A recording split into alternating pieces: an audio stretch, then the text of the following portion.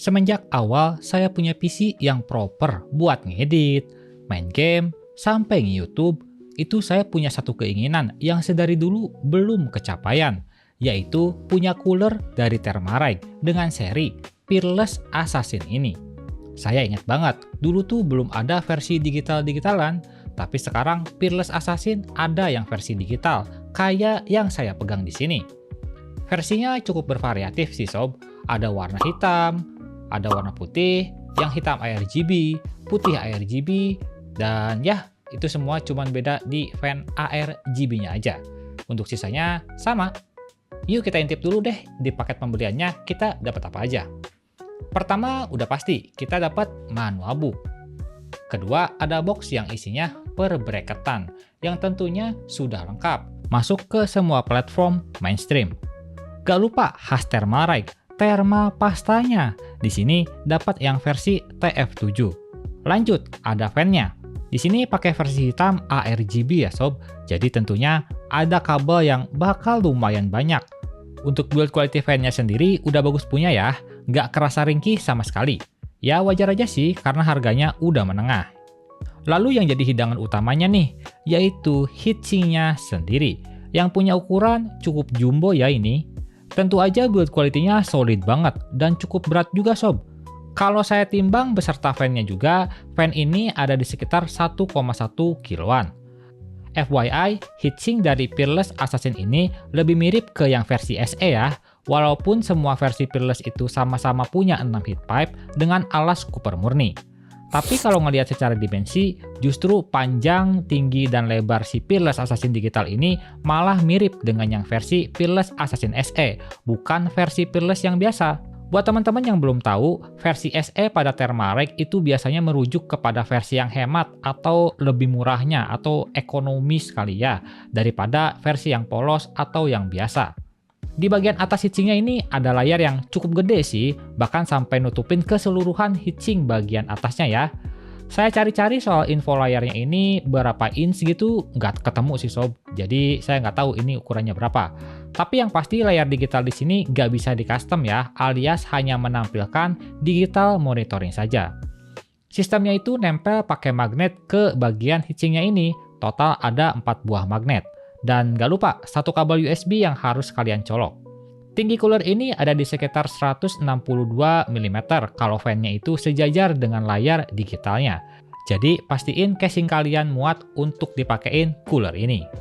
Ngebahas soal Peerless Assassin, dulu saya pernah pegang pertama kali itu kepunyaan subscriber di konten rakitan PC. Nah di situ saya inget banget kalau heatsink Peerless Assassin SE itu emang mirip kayak yang saya pegang di sini. Bagian tonjolan heat pipe-nya juga sama persis kayak gini. Jadi asumsi saya di sini adalah Peerless Assassin Digital ini pakai heatsink dari Peerless yang versi SE. Cuman ditambah layar di bagian atasnya aja sama ganti fan-nya. Bukan berarti jelek ya, cuman agak membingungkan aja penamaan cooler di Thermarike ini. Nggak ada nama SE tapi ngambil heatsink dari versi SE. Daripada musingin hal begituan, mending langsung aja yuk kita tes performanya. Berikut untuk spesifikasi yang saya gunakan. Sebelum tes, kita download dulu software digitalnya seperti biasa. Teman-teman masuk aja ke websitenya si Thermarike. Lalu pilih support di bagian kanan atas dan pilih download. Nah, di sini uniknya adalah cooler-cooler Thermarike yang pakai digital atau layar custom itu softwarenya dijadiin satu. Walau ada juga beberapa versi yang beda seperti pada water cooling mereka. Tapi untuk beberapa varian di sini teman-teman bisa lihat sendiri, cukup banyak bukan? Biasanya cooler digital itu kan download softwarenya sendiri-sendiri ya, alias beda cooler suka beda software. Kalau Thermarike enggak, mereka justru disatuin. Tapi bukan berarti tanpa kekurangannya, hal ini berimbas pada ukuran filenya itu sendiri yang membengkak sampai 770-an MB. Untuk penampilan software sendiri seperti ini sob, cukup jelas dan mudah dipahami. Di sini terdapat 4 buah monitoring ya, suhu CPU, usage GPU, suhu GPU, dan usage GPU. Bisa diganti warnanya juga sesuai keinginan teman-teman. Udah gitu aja, nggak ada yang bisa diubah-ubah lagi. Lanjut kita intip performanya yuk. Kita tes yang sederhana aja. Pada Cinebench R23 looping 10 menit, ini bisa dapat skor di 12.281. Tentu dengan suhu yang masih adem, maksimalnya cuma ada di 67,5 derajat. Sudah sewajarnya cooler dual tower dengan harga mid-range ya dapat performa seperti ini. Kalau DOC tipis-tipis ke 4,25 GHz all-core, semuanya naik termasuk suhunya juga. Tapi ajibnya adalah suhunya masih ada di bawah 80 derajat sob, yaitu di 79,6 derajat Celcius. Ini mah mau OC dipakai daily juga masih sangat aman, jos gandos. Sedangkan pada pengujian gaming itu dia stabil di suhu 60 derajat. Tidak ada masalah berarti kalau mau gaming berjam-jam sekalipun. Sebagai pembanding yang cukup kuat juga nih, di sini saya ada cooler FSP MP7 yang saya gunakan di PC utama saya. Secara harga tuh mereka nggak jauh-jauh, tapi secara fisik beserta build quality nampak cocok nih kalau kita aduin. Di stress test 10 menit, FSP MP7 ini mendapatkan skor yang kurang lebihnya sama, tapi dengan suhu yang sedikit lebih tinggi, yaitu maksimalnya di 69 derajat. Sedangkan pada mode OC, FSP MP7 anehnya malah dapat lebih rendah 2 derajat daripada si Peerless Assassin. Padahal saya udah coba looping 3 kali, tapi hasilnya juga sama. Jadi untuk perbandingan performa antara Thermalright Peerless Assassin dan FSP MP7 itu ternyata kurang lebihnya mirip antara skor dan juga suhu. Kalau mode default itu justru si Peerless Assassin yang lebih rendah suhunya, tapi kalau mode OC malah si FSP MP7 yang lebih rendah. Ya soal perbedaannya nggak jauh juga sih kurang lebihnya, 2 derajat aja, jadi bisa dikatakan seimbang. Kesimpulannya untuk cooler seharga 790.000 ini menurut saya sangat cocok buat kamu yang mau cari performa sekaligus estetika. Karena sekali lagi dia punya digitalnya. Ya walaupun gak semua orang suka tapi cukup banyak juga yang suka digital-digitalan ini sepertinya ya. Buktinya sekarang cooler berlomba-lomba untuk membuat versi digital. Yang artinya peminat digital itu lumayan banyak.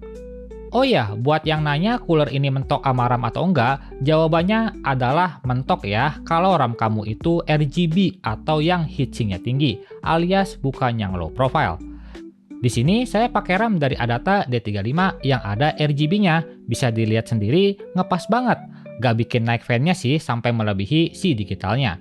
Tapi kalau RAM kamu heatsinknya tinggi, ya otomatis harus setting fan-nya lebih tinggi lagi. Ada satu catatan lagi yang perlu teman-teman tahu. Ini menjadi penyakit cooler dual tower sih, selain mentok sama RAM, yaitu kita jadi susah ngelepas VGA-nya. Lepas VGA itu kan mesti di-unlock dulu ya pengunci di bagian PCIe-nya.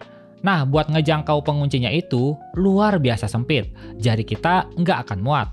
Tapi sebenarnya ini tergantung pada desain mobile teman-teman juga ya. Kalau misal desainnya itu seperti ini nih ya, ada slot NVMe antara CPU dan slot PCIe pertama, itu otomatis akan ada celah walaupun masih agak sulit, tapi setidaknya mudah. Nah, misal desainnya kayak mobile ASRock Pro 4 gini, yang mana slot NVMe-nya malah ada di bawah PCIe, bukan di atas PCIe, itu bakalan jadi PR tersendiri. Saya belum nemu sih cara sederhana atau cara paling mudah kalau ketemu kasus kayak gini. Yang saya lakuin biasanya ada 2 hal untuk ngelepas VGA pada kondisi seperti ini. Pertama, itu pakai plastik yang panjang kayak gini nih. Utamakan plastik ya, jangan sesuatu yang tajam atau kayak obeng gitu, jangan. Karena kalau kita arahkan ke pengunci PCIe pakai obeng, lalu pas ditekan itu malah meleset, itu malah ngasih damage ke si mobonya, takutnya nanti mobo kamu malah rusak. Misal masih gak bisa, ya lepas aja dulu fan di bagian tengah, agak repot emang. Tapi setelah fan tengah itu dilepas, kita jadi bisa menjangkau pengunci slot PCIe-nya. Ini udah jadi hal umum ketika kita pakai air cooler yang ukurannya jumbo ya teman-teman. Jadi nanti jangan bingung kalau ketemu kasus kayak ginian. Dan ini umum terjadi pada hampir semua dual tower ya, bukan si Peerless Assassin doang. So itu aja ocehan saya mengenai cooler ini. Cooler yang dulunya saya idam-idamkan, sekarang udah punya versi digital. BTW, dulu saya ngidam sama Peerless Assassin yang SE juga sih, bukan yang polos. Karena seingat saya dulu tuh harganya ada di sekitar 600-an, tapi sekarang udah turun dan malah punya versi digitalnya. Cakep lah Thermalright ngikutin tren, nggak cuman diem-diem doang. Terima kasih saya ucapkan kepada Agres, selaku distributor Thermalright yang sudah kirimin cooler ini.